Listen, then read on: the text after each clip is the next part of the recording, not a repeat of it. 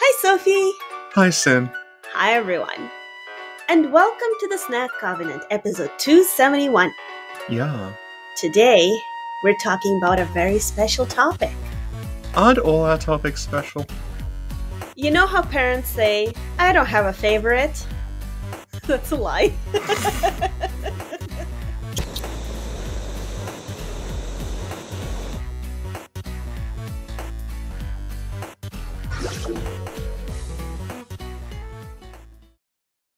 So today's topic is something from Dark Souls 2 that it's an ever-present recurring motif and idea, but it also doesn't really go anywhere.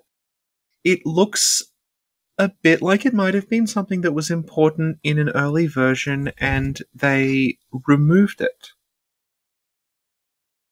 So, the thing about Dark Souls 2 versus 3, like one of the many things, is that in Dark Souls 2 specifically, the characters just kind of like, they sort of take it as read that the fire is going to be linked. And their interest is in like, well, how do we get out of this cycle? But at the same time, they're very interested in souls. They seem to be very interested in souls as a concept, like what you can do with souls. Whereas in, like, 3 is like, oh no, well, the fire is fading, what do we do now? Mhm. It's all embers and ashes and fire and things. No one really gives a shit about souls in 3. No, they don't. Yeah, and it's kind of bringing back to Demon Souls, where the Demon Souls is like, everything comes from the soul arts. Like, souls are sort of this unnatural thing that you can use to, like, make dragons and, like, turn people into monsters and stuff. Right. So, there is a recurring thing in Dark Souls 2 about, like, what appears to be bodies without souls and souls without bodies, essentially. Mm-hmm. I'll go through this, like, roughly in the order that you see it in-game. So, assuming we go to No Man's Wharf. Right. And go to the Lost Bastille from there, you start seeing everywhere these prisons for hollows that are like holding cells for hollows. They look like bowling pins. Yeah, they do. They also look like human effigies. And they have, it's what basically a bowling, like a Matryoshka doll. Matryoshka, yeah. Matryoshka doll shaped, like, thing with a hollow inside it and bars across it. And you see through into there via this window on the stomach. Yeah. Which, when you think about it, is a really weird place to put a window. Because if you're standing, like, it's basically just pointing at your stomach. You wouldn't be able to see out of it unless you were sitting down, and it's too narrow to sit in. Yeah. It looks to be designed after a human effigy. Which is, like, the first thing you get in the game. They give you the human effigy, which is, again, the same shape. Mm-hmm. Same shape kind of thing, and it looks like it's made of all these twisting branches, and inside of it, there is this little glowing thing. So, it has a, like, little window in it. You can see into it, and there's this, like, glowing sort of core to it. Mm-hmm. And also, inside of those Matryoshka holding cell things are hollows. And the hollows also have a hole in their stomach. As you're saying this, I'm having a flashback. Yeah? Didn't someone at some point say that our soul or our mind is in our stomach? Was that you? That sounds like a Sin quote, like when you're justifying eating during a recording. Sophie, your mind is in the stomach. You need to stay focused. Boyfriend! There's Uber Eats here!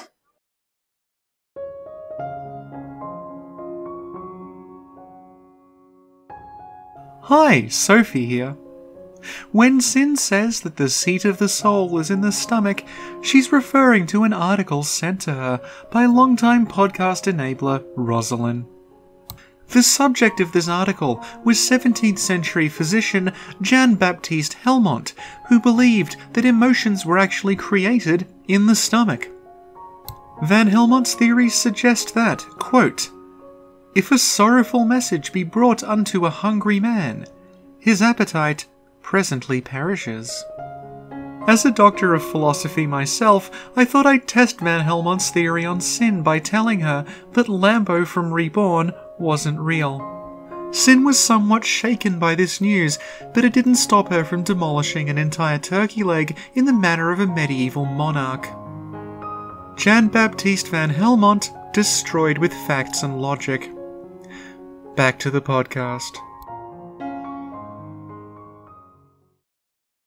We have this recurring image there of, like, it's literally a hollow person inside of a hollow person. It's a holoception. Yeah, so you might be tempted to read that as a pun on, like, hollowing. Whoa. Except that the Japanese word for hollow is, like, moja. It's not anything to do with being hollow. Moja just means, like, it's just basically like a dead person. It's like a reincarnation thing where, like, you die, you come back as a moja. It's like a half existence. Now, obviously, I want to point out at this point, like, Dark Souls was a proven hit, and they would have known that, like, a lot of the money is coming from people who use the word hollow. So, like, it is possible they were thinking, oh, hollow, okay, that's kind of an interesting, like, pun. But, regardless, like, the word is still moja. So, that's sort of, like, little chunk one. So we have, like, literal hollowed out humans with windows in their stomachs inside big hollowed out humans with windows in their stomachs. And we regain our humanity with a little hollowed out human with a weird thing in its stomach. So fast forward a bit to, we'll go to Brightstone Cove, Seldra. Mm-hmm. And we'll visit Ornifex. Yeah. Yeah, do you want to tell us what happened when you met Ornifex? So I'm being chased by some frogs. Uh-huh. And I run away, and I think I open a door, or I fall through the floor, or something, and there's someone there, and the frogs chase me, and they kill us both. Yeah, so, when you said, like, when I met Ornifex, the frog killed her, I thought you meant that the frog killed her in the place she goes after you rescue her, because there is also a basilisk there. Little diversion here. Even as someone who defends Dark Souls 2 more than is healthy, Ornifex's placement is fucking atrocious, and it should never have happened. Because, like, for the people who don't know, Ornifex is in a room in Seldra, and directly outside of it are about a dozen spiders, and a basilisk, and an NPC Red Phantom Invader, and two mages that shoot homing projectiles, and they can all get through the door. So every single time you want to go to Ornifex, who is the only way to get boss soul weapons other than Strayed, and, like, Ornifex gives you something, you can only get it from Ornifex, you have to deal with all of that, and if you don't, it will go into the room and probably kill her. Because it'll be attacking you, and, like, either it'll miss and hit her, or you'll try to kill it and hit her. Just terrible. People complain about, like, Strayed Cell having exploding hollows in it, but, like, at least those don't start hostile. They'll go hostile if you walk up and punch them, but normally they're not. But, like, Ornifex is just like, why did you do this? Oh, you know what? The NPC Phantom, he has a fucking Avalon. So he just stands outside the door shooting you in the back while you're trying to talk to her. It's horrible. Like, there was a Zuli the Witch video recently where she showed off that, like, you know in Blighttown when you meet Quilana? Mm-hmm. And she's, like, on a little, like, outcrop in the swamp. Zuli was showing off that, like, oh, that little outcrop actually has a unique sort of property where you're functionally invisible if you're standing on it. Which means that when you go to talk to Quilana, the enemies won't aggro because they can't see you. Okay. It's basically like cloaking you. Ornifex's room doesn't do that. There's also a crack in the wall with spiders on the other side of it, and they can come through the... It's just... Anyway. The point is, in that room, I'm trying to set the scene for why people might not have noticed this, because they're either avoiding the room entirely or just screaming. In that room, there's a very interesting motif, which is that there are dolls everywhere. Dolls from Bloodborne? Well, they'd fit in Bloodborne. Now, they're obvious dolls. They're, like, jointed. They have jointed limbs. Some of the limbs are missing. And they're piled up everywhere. They're piled up in the corners and they're piled up on the shelves behind her. And I think, like, as far as the Dark Souls 2 that we got is implying, I think she's supposed to have made them. Because she's like a crafts bird. So I guess, like, in her spare time, she's whittling dolls with her beak. You know what that makes me think of? Yeah? Gurman. Yeah. Because he made the doll or whatever. Yeah. And Ornifex's beak's a bit like a scythe. Oh my god. I love Ornifex being a weaponsmith because she has no arms. So presumably she makes it all with her feet and beak. Yeah. So if you look at those dolls, Mm-hmm. about half of them have like a cut in the torso going from like below the sternum to the crotch, essentially, like a split. Mm-hmm. And there's a sort of little tiny indentation in the middle of that. It's very Death Stranding. Yeah. It's like this little tiny indentation that sort of resembles the hole in the Matryoshka holding cell thing. Oh. And then there's other ones on a shelf that are behind her, and those have a really, really deep recess. Like, it's not even like a little indentation. They're basically like you've punched a hole in the Yeah. front of the doll, like basically through the rib cage. And they're empty again. So it's like, oh, okay, this is like ignoring for starters that like it belongs to a weird bird lady. Like, that's really weird, and it seems to be calling back to the design of the holding cells. Mm-hmm. Then let's go to Castle Drangleic. Right. Yes. Castle Drangleic is opened by golems. When you go there, there are these two golems standing guard at the gate, and they both have like a lever next to them. And the way that you open the gate is that you kill enemies near the golems, and their souls go up into the golem. You don't get the souls. The golem comes to life, grabs the thing, and opens it. Mm-hmm. Now, the golems have on them, they have a big hole. Yes, they do. They have a hole. Looks very, very similar to the holes on the dolls and in the holding cells. Yes, it does. Yes, it does. And also in Castle Drangleic, they throw a ton of stone enemies at you. Mm-hmm. So, Castle Drangleic itself, full of enemies that are also statues. So there's a combination of enemies that are like regular ones you've seen before with a stone texture Yeah. that come to life as like that enemy, like the stone fades away and they just stand up again. But there's also ones that are functionally like little tiny golems. There's like those statues with the horse heads and there's statues with pikes. And like they appear to actually just straight up be statues that have come to life. They're not like people that were turned to stone. They just, these things like they were carved.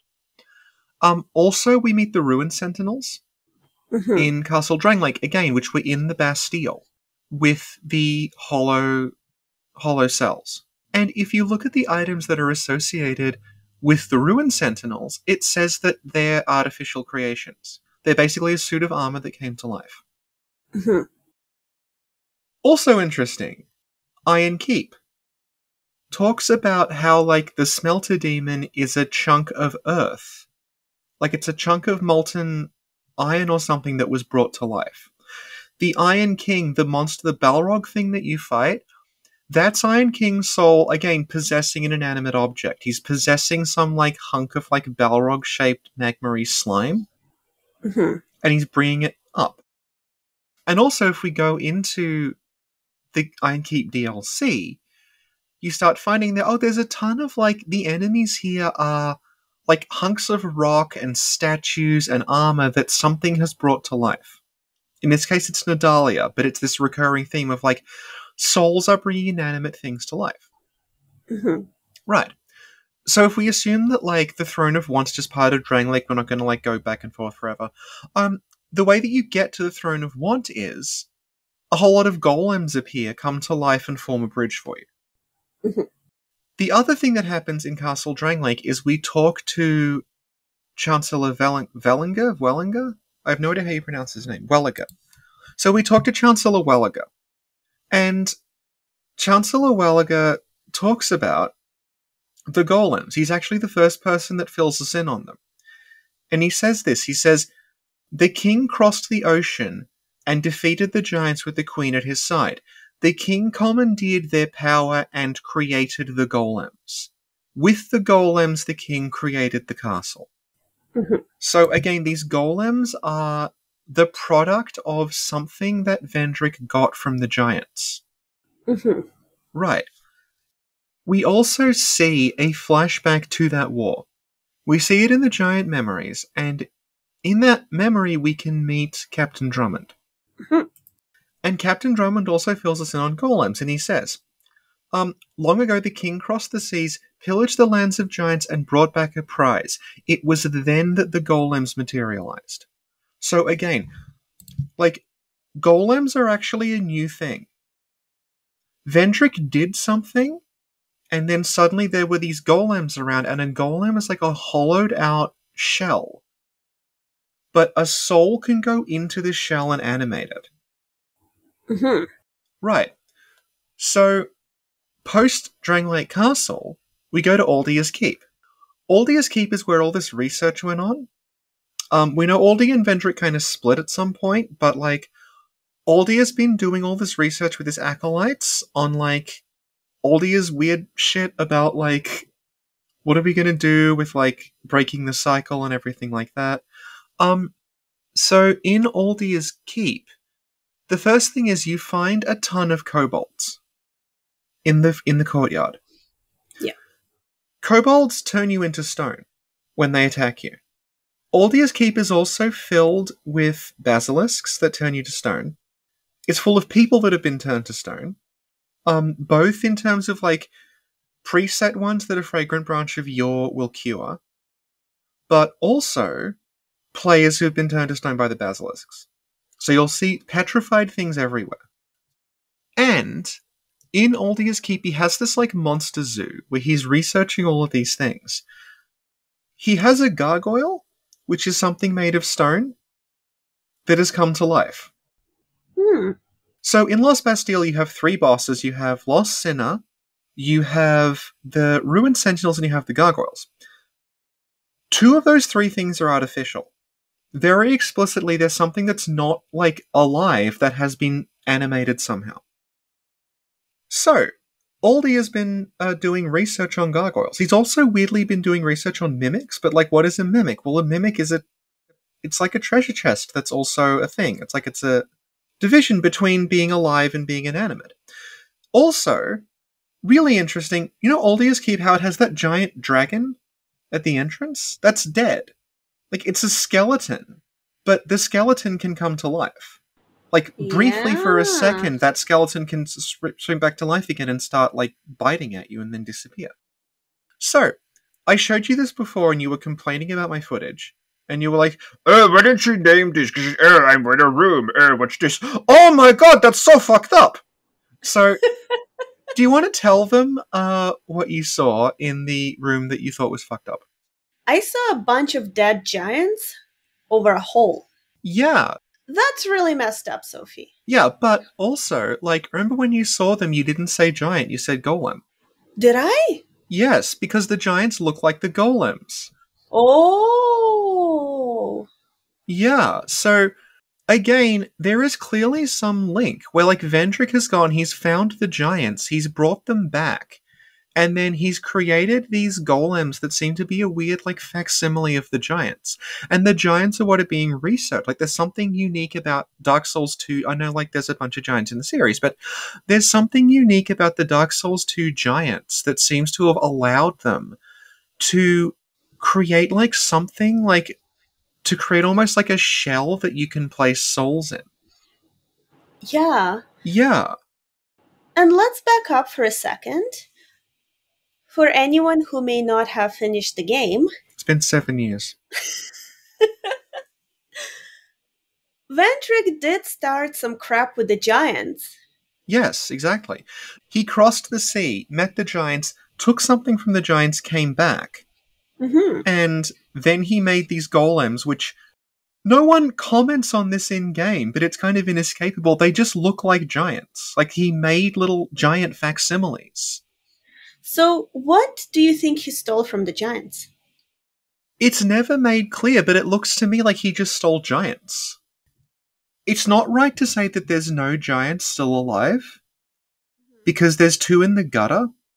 Like, not the gutter, there's 2 in Black Gulch. Like, at the very bottom of the gutter, there's 2 giants basically, like, hiding out in a little cave. But it looks like all the giants, bar them and the last giant, were killed. But, like, Aldia has a pile of giants that are, like, there's like, an Aldia acolyte next to them with a cleaver, who's presumably been cutting them up and, like, looking into them. So, but going back to giants, if you go to the Throne of Want, you don't necessarily fight Nishandra, because you need an item to trigger that fight. The item is called Giant's Kinship. And, like, Giant's Kinship, like, what does it mean? Like, are you actually a giant or something? Like, it basically means, like, the resonance with the giants. Because the throne and the golems won't activate unless you have something, like, of the giants with you. And then the other thing about this is that Vendrick himself, you can fight Vendrick, and he's completely hollowed. But if you kill him, you don't get his soul. You get some souls, but you don't get Vendrick's soul, because Vendrick's soul is actually in Shrine of Amana. Because Vendrick removed his soul. Do you have any theories on how he made that happen? No, but I think it's all the same process. Yeah. Because there's this well, do you I don't know. Do you have any theories on what that process is? No, but, like, I don't think it's ever explained what the process is, because that's not the point. The point is, like, that it's happening at all. I know it's not the point, but I want to know. You put a little tap in. Okay. And then the soul comes out of the tap into a jar. Okay. Yeah. And then you take the jar to Shrine of Amana. Okay. And you leave it safely there, so your evil wife can't get it. Thank you, Sophie.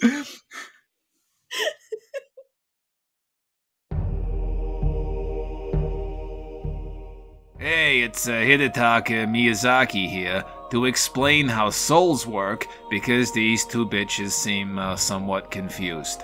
Speaking as somebody who has had a tap installed in their body before, it does not cause the soul to be removed.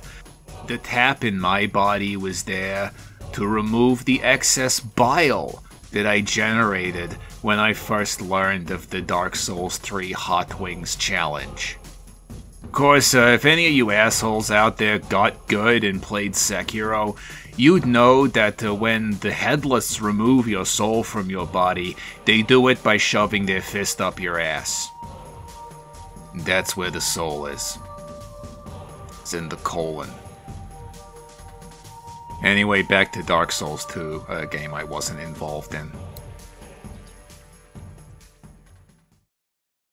Now, the other thing that, like, is looping around here is the dragons. Because Dark Souls 2, like, it kind of makes a point of foregrounding dragons, I think, more so than 1 did. Mm-hmm. Because 1 is like, hey, the dragons are important, but they're like an old thing.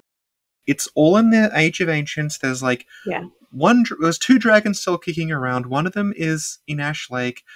One of them is Seath, and then you can go back and meet Calamite. Mm-hmm. And then there's like the Hellkite Drake, and everyone's like, no real dragon. So we'll ignore that. But like, going back to what I said at the very beginning about like what souls and fire do to the world, the dragons are immortal and out of like touch with the cycle of life at the beginning because they have stone. Like, they're basically stone entities that the souls then sort of permeate, which is like a golem. Yeah. But the difference is that the dragons seem to have been like aware and sentient, and then soul sort of permeated their rock bodies, whereas the golems literally seem to have just been like a chunk of rock that came to life. So this is what I mean about like it doesn't go anywhere, because it's just like a bunch of motifs. The other thing is that when the giants die, they turn into trees. Yeah. Yeah, so there's again this like little sort of counterpoint there between like, well, the golems are an inanimate thing made of stone that's been brought to life. When the giants die, they also become an inanimate thing, but it's made of wood. It's made of like this sort of living substance as opposed to the stone. There's also golems in Eliam Lois. It doesn't really fill in a huge amount on them, but like the golems in Eliam Lois are just like they just look like the ones from Drangleic, and they behave in the same way. Where if you kill things next to them, they'll take the soul and come to life. So yeah, there's this interesting like web of connected motifs in 2 that seem to be about like this quest to understand like the division between the body and the soul. That like you can remove the soul from a body and put it in something else, and you have this image of like, well, there's these bodies that don't have souls continue to operate, and that can be both like a living body that's had the soul removed from it. It can also be an inanimate body that a soul has been placed into. You can also like there's a very heavy emphasis on like the transformation of something that is animate to something that is inanimate. So you have all of these people who have become rock, whether it's like the petrified NPCs that you rescue with fragrant branches, or it's the enemies that are essentially disguised as statues and then attack you. Mm-hmm. And you have like Vendrick sort of escapes Nishandra by literally pulling his soul out of his body and putting it somewhere else. And the key to all this seems to be like the giants. Because something about the giants seems to have like maybe not triggered the research, but like allowed the research to progress. And like I think what it's getting at with Vendrick and the Giant War is that like Aldia and Vendrick probably knew about this, and they wanted to learn more about the giants, and that was the cause of the war. However, they also specified that it was Nishandra who was like with Vendrick during the fight, so presumably they're still like not fighting at this point. Like Nishandra's not gone full evil yet. So was it Nishandra that wanted this research done? Because Nishandra can't access the throne unless you have something of the giants with you. Mm-hmm. Like, she wants the giant's kinship. She just can't take it.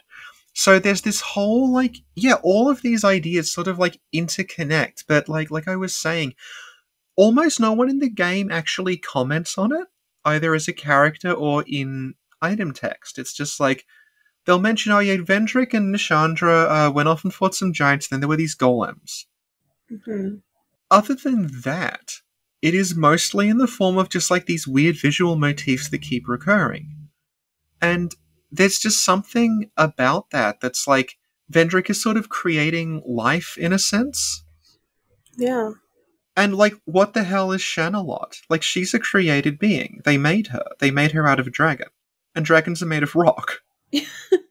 So it's all kind of going around and around and around. And like, this is a Dark Souls 3 thing that I've talked about before, but I think it bears repeating, is that, like, Ocelot, right? Yeah. If you look at that name, Ocelot, like, the suffix lot, it sounds like little. Mm-hmm. Like, it's like a diminutive suffix. So it's like, oh, Oceros, the kid is Ocelot. It must mean, like, little Oceros or something? Yeah. Yeah. Shanalot. Nishandra, Yeah. Shanalot? Yes. Yeah, is Shanalot meant to be like little Chandra? Because Vendrick does call her Chandra. It's like his pet name for her. When you talk to the sort of shade of Vendrick, he'll sort of wistfully call her like my Chandra.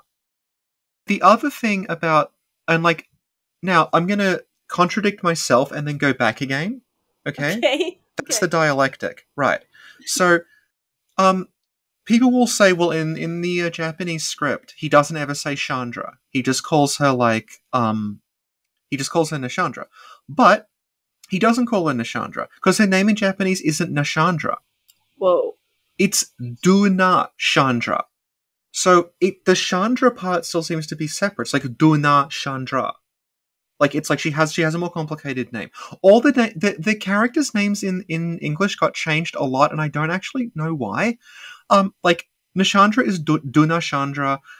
Vendrick is Vanclad and Aldia is Arndil. Mm-hmm. And I don't quite understand why they changed them. I guess, like, maybe it just sounded better to them? Maybe.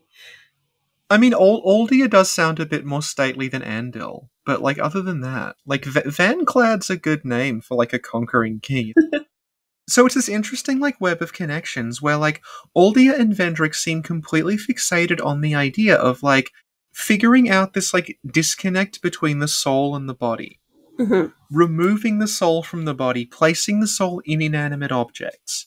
Sometimes just removing the soul entirely and leaving a literal empty body in the case of Vendrick, and I think in the case of a lot of those, like, rupturing hollows in the Bastille. We have, like, souls also being used to animate completely inanimate objects, like hunks of iron and rock are coming to life if you put souls in them. Mm-hmm. We also have, interestingly, like, obviously Dark Souls has had ghosts in it. That's like they're one of the first things you run into if you go to New Londo.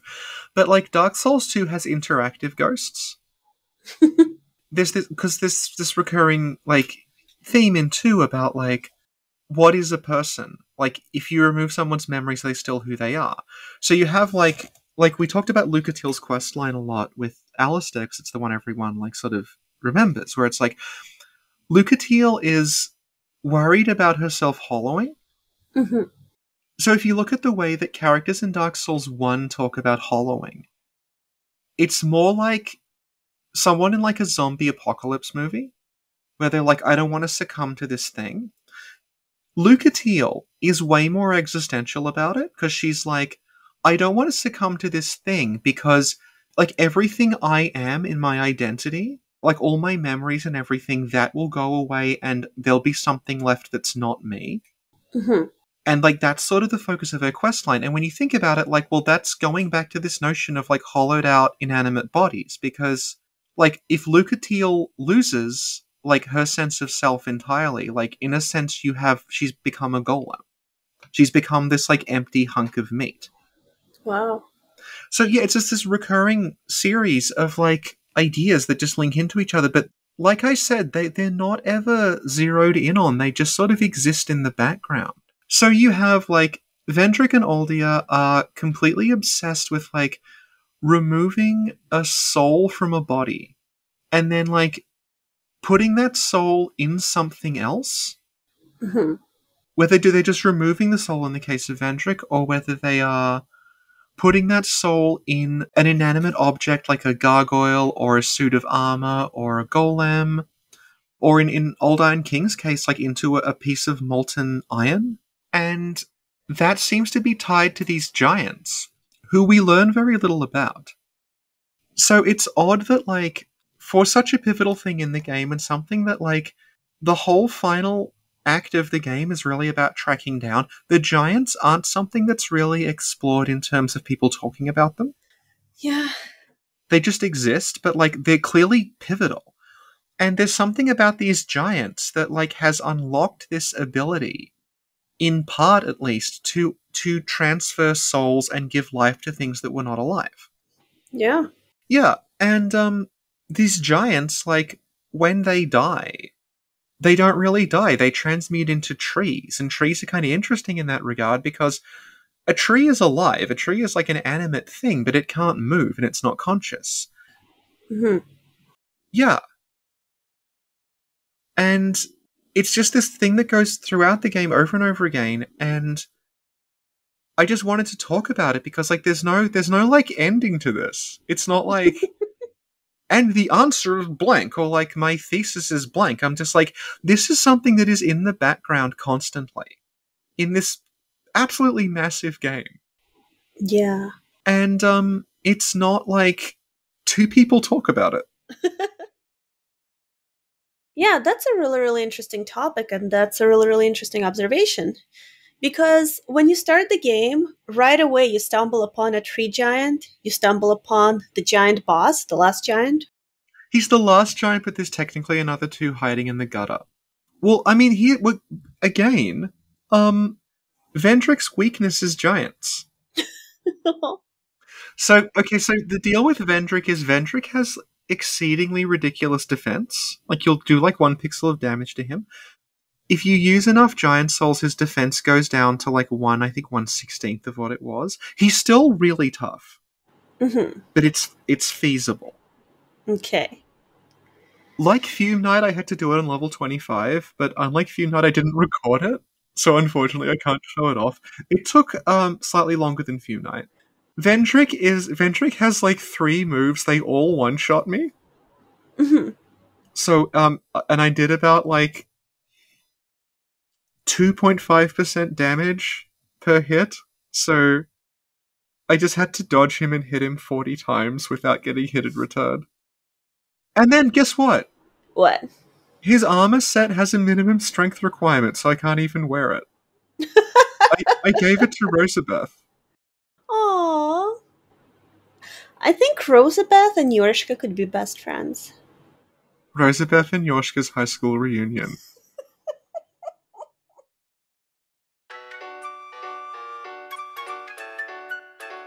Sophie, do the outro. That was a visual motif in Dark Souls 2. If you were hoping for some great insight, we didn't have any. So I think if everyone leaves your theory about how Vendrick removed his soul from his body, we could do a little addendum episode going over them and figuring out which one is the most plausible. All my dreams are coming true. Thank you, Sophie. Thank you, Sin. Thank you, Vendrick. Thank you, Aldia. Thank you, Aldia's acolytes. Thank you, anyone who's tried to pervert the course of nature by bringing life to inanimate objects. Thank you, Victor Frankenstein. Thank you, anyone who's out there who's also made a golem. And thank you, everyone, for listening. And see y'all next time. Bye! Bye!